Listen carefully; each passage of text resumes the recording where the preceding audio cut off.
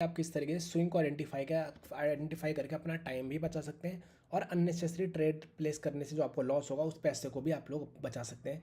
वो कैसा है कि भाई जब आप यहाँ से आप ट्रेड प्लेस कर रहे हो और जब आप इस वाली स्विंग पर पहुँचे हैं तो भाई अब आपको रुक जाना है ट्रेड प्लेस करने के लिए। और अब कब वापस से ट्रेड प्लेस करना शुरू करेंगे, या तो आप अपना चार्ट चेंज कर लिया। अगर आपको इसी चार्ट पर स्टिक रहना है तो भाई जब तक या तो इस वाले पॉइंट का ब्रेकआउट हो जाए या फिर यहाँ से वापस से मार्केट एक करेक्टिव वेव की शुरुआत कर दे तभी हम ट्रेड प्लेस करेंगे, अदरवाइज नहीं करेंगे। जैसे कि भाई ये वाली कैंडल रेड आई, जैसे इन दो को रिट्रेसमेंट बता के ये वाली कैंडल हमें रेड दे रही है, लेकिन हम अभी पुट ऑप्शन की ट्रेड प्लेस नहीं करेंगे। क्यों? क्योंकि अभी इस स्विंग का ब्रेकआउट नहीं हुआ है। एक बार टच करने के बाद यहीं से मार्केट ने रिवर्सल ले लिया है, तो हम इस पर नहीं करेंगे पुट की ट्रेड। लेकिन जब ये कैंडल एक ग्रीन कैंडल आ गई, अब हमें पता चल चुका कि भाई मार्केट एक करेक्टिव वेव की यहाँ से शुरुआत कर रही है। अब हम लोग भाई ट्रेड प्लेस करेंगे, सिर्फ और सिर्फ कॉल ऑप्शन की ही ट्रेड प्लेस करनी है हमें।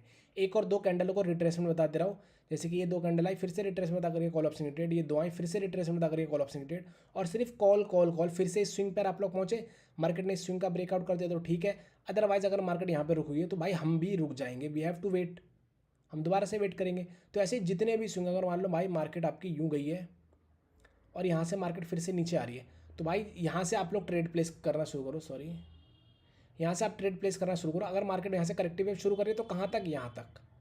फिर मार्केट ने इस वाले पॉइंट का अगर ब्रेकआउट कर दिया तो ठीक है। अगर यहाँ से मार्केट ने मान लो ब्रेकआउट नहीं कर पाई मार्केट और नीचे आती है और यहाँ से वापस से एक इंपल्सिव वेव की जब शुरुआत हो जाए तब ट्रेड करो यहाँ तक के लिए।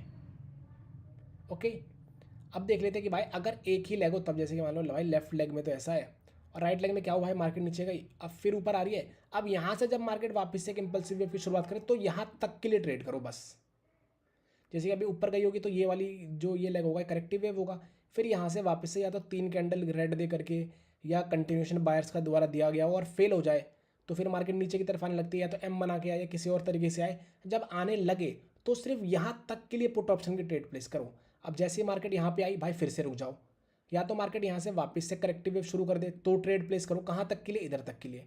अगर मान लो कि भाई मार्केट यहाँ से ब्रेकआउट कर देती है इसका, तो भाई ब्रेकआउट करते ही ट्रेड नहीं करनी, एक कैंडल ग्रीन आने दो। ग्रीन के बाद जब उसको रिट्रेसमेंट बता दिया जाए, बता करके जब रेड आ जाए तो ट्रेड करो। कहाँ तक? इस वाले स्विंग तक।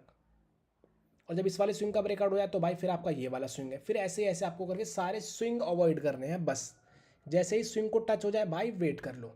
ये अच्छा तरीका है, वरना आप स्विंग को ब्रेकआउट करवाने के लिए भी कर सकते हो, लेकिन जहाँ पर ब्रेकआउट करवाने के लिए होता है तो भाई वहाँ पर होती है लड़ाई। तो अच्छा ये होगा कि आप उस लड़ाई में पार्टिसिपेट ही ना करें।